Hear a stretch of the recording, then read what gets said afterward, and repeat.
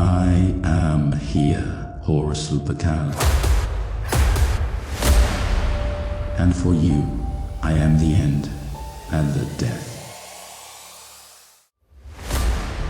The shields are down, and the Emperor is coming for the War Master. The penultimate book in the Siege of Terra is a brilliant and mighty tome.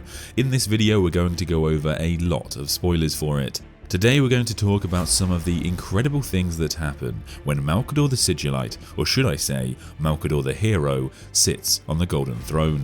Some of these events are so crazy that you would be well within your rights to say, no, that cannot happen, that contradicts so much of the lore.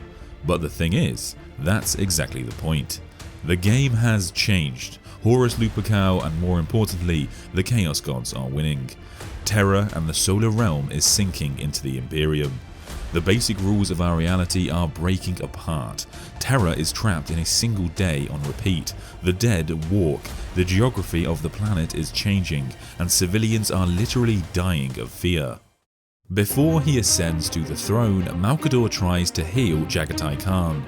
The Primarch of the White Scars was killed in battle versus his brother Mortarion, at least by any mortal standards. The shreds of his soul are drawn back and folded into his body.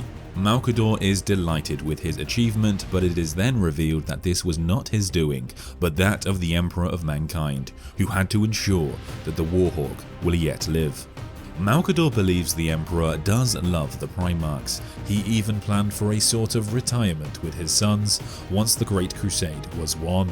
But until that day he needed to retain the form of a warlord. Malcador believes his old friend even found the title of the Emperor as quite odious, but it is what his sons needed, and so it is the name that he kept. Malcador climbs up the steps of the Golden Throne. He will never climb down them again. When the Emperor stands, Malcador drinks in the might of the Master of Mankind through his own eyes for one final time, and his ancient limbs actually stumble. But he does not hit the floor. The hands of Sanguinius and Rogel Dawn catch him. Vulcan is with them too. He is an old man comforted by those he views as his own sons. With the aid of Custodians, Malcador makes it to the top. Before he takes his seat, he turns to his friend, the Emperor, and he tells him, "Don't be sad, do not mourn," before he sits and saves the Imperium. The Golden Throne takes an immense toll, and it is said the Primarchs can actually feel their father's pain as he watches his old friends suffer to save all they have built together. There were two great quests for the Dark Angels during the Siege of Terra. Lionel Johnson's systematic destruction of some of the traitor homeworlds removed the bases for them to fall back to. His actions also echoed through the warp and weakened the demon Primarchs themselves. Meanwhile, Corswain, the Paladin of the Ninth Order, led Dark Angels to retake the Astronomicon back on Terra. But before they could achieve victory, treachery rises. A name is whispered, and that name is Cypher. Corswain received reinforcements from Caliban before he made it to Terra. Amongst those warriors were members of the Fallen. After Visago, who was tasked with relighting the Astronomicon, was murdered, other reinstated and secretly fallen librarians were asked to continue his work. They were led by Zahariel, who unbeknownst to Corswain was the new Lord Cypher after he killed his predecessor. He believed he was serving the spirit of Caliban, and after the lion killed his cousin, he would do anything to seek vengeance. Whilst they beat back the forces of Typhus, who intends to retake the Hollow Mountain, Zahariel dons a silver mask and officially operates under the title of Lord Cypher. This symbolic office grants Zahariel great respect even from Corswain, and he intends to use this, along with all of his cunning, to sway the Hound of Caliban to his side. After the heresy, when Lionel Johnson finally faces Luther on Caliban, it is said Corswain and Zahariel will also duel.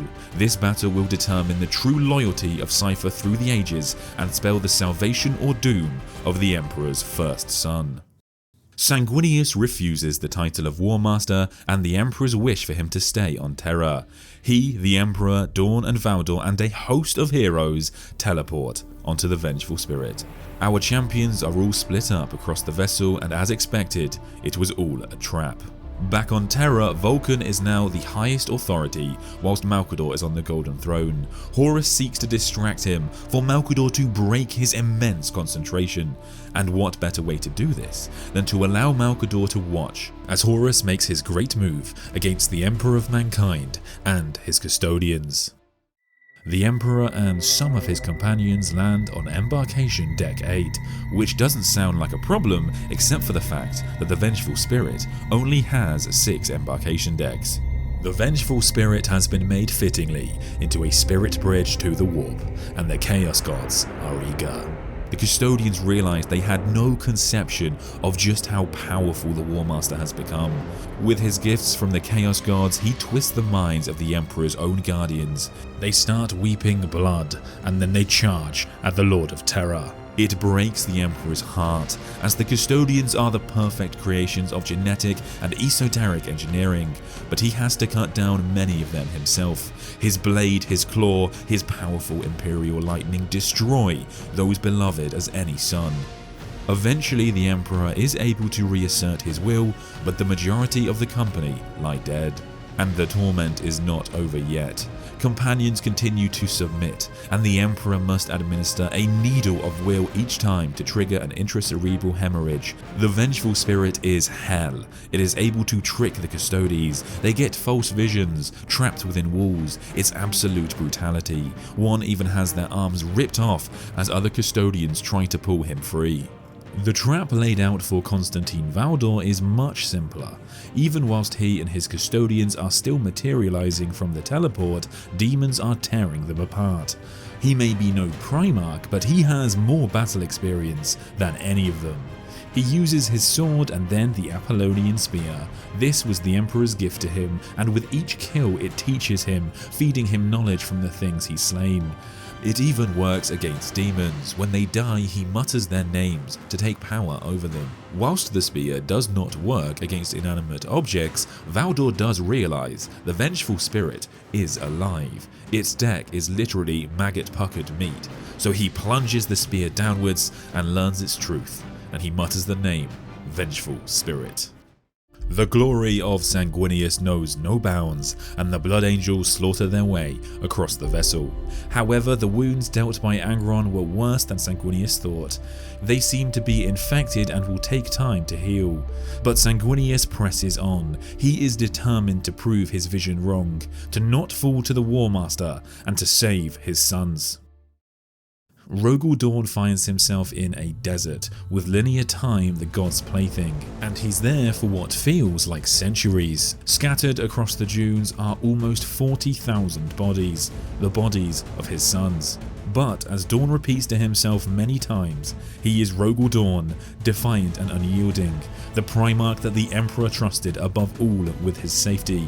However, over time, the armor on the dead bodies starts to rust, and so too does Dawn's memory. Between this, him finding the body of the Emperor, and the damned Iron Cage battle, it appears the breaking of the Praetorian has begun.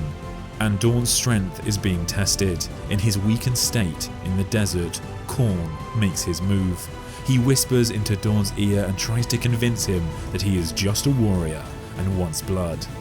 Say the words, Khorne says. Blood for the.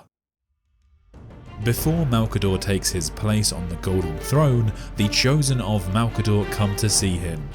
Malcador sends out a psychic communication, essentially his last will and testament.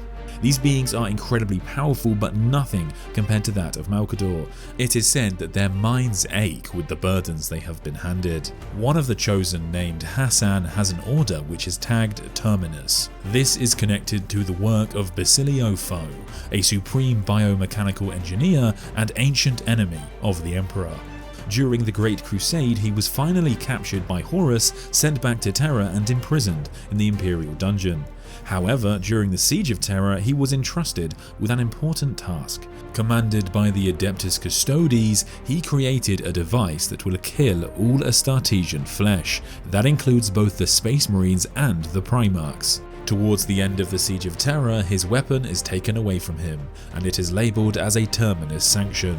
This could be connected to the Terminus Decree that the Grey Knights still possess 10,000 years later. The Terminus Decree has always been a mystery, however it is said it could be the salvation or doom of the Imperium. There are 6 hidden routes into the Imperial Palace that Rogal Dorn kept completely secret, so of course, the Alpha Legion know all about them. What's more is that it's revealed there are more of the Alpha Legion still in stasis underneath the Imperial Palace.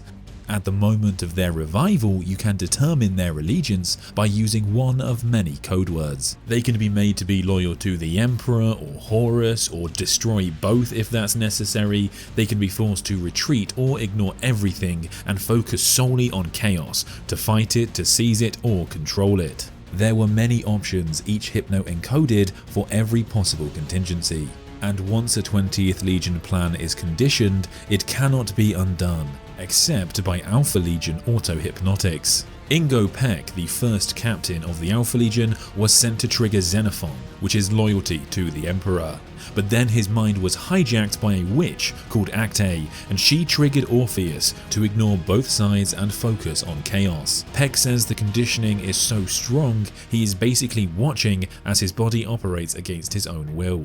This means we have official confirmation that there are loyalist members of the Alpha Legion, and there are perhaps still members of the 20th Legion in stasis underneath the Imperial Palace 10,000 years later. One of the greatest reveals in The End and the Death for me was that Horus Lupercal is not as insane as he might seem. Throughout most of the book, he does not appear to be lucid. He imagines he's talking to remembrances, he imagines his dead sons are still with him, but Malcador realizes the truth. This was all a facade. Horus's power is now of such a magnitude that if the Emperor knew just how strong he was, even he might have paused to go face him. So Horus muted his mind and took shelter in the past, and the Emperor has seemingly taken the bait. Now the Lord of Terror is on the vengeful spirit, this mask is needed no more. He sheds the madness, he rises, and all who see him fall to the ground in awe of his magnificence. The title of the Dark King has been haunting the Defenders for a while. It was the name Conrad Kurz took often, as well as elements of the Tarot deck. Many question the identity of this mysterious character, however Jaghatai believes she knows who it is. It is the name symbolizing the rising god yet to come. That godhood will be achieved by Horus Lupercal with the death of the Emperor of Mankind. His birth will burn most of humanity, just as Slanesh did with the Eldari, and he will be the new 5th Chaos God. And there we have it. Rabute Guilliman is only 9 hours away in this novel. He is trying desperately to get through to Terra and our heroes, but they have all got some supreme challenges ahead of them before the end. And I cannot wait for that final part of the Siege of Terra. This novel has everything. We have some amazing combat scenes both on Terra and the Vengeful Spirit, we have wholesome moments like those between Malcador and the Primarchs, and when Sanguinius tells Valdor he's his brother, and some awesome revelations. The Emperor's first War Master stabbed him, and a 5th Chaos God someday is still on the cards. The book is really exciting and I recommend everybody read it. It ends with Garviel Loken finding his way onto the Vengeful Spirit, because he must be there the day the Emperor slays Horus. Thank you so much for watching this video. If you did enjoy it, please do consider liking and subscribing, and if you'd like to support the channel you can do so by clicking the join button on the page below. Let me know in the comments what you thought of this book, and I'll see you next time.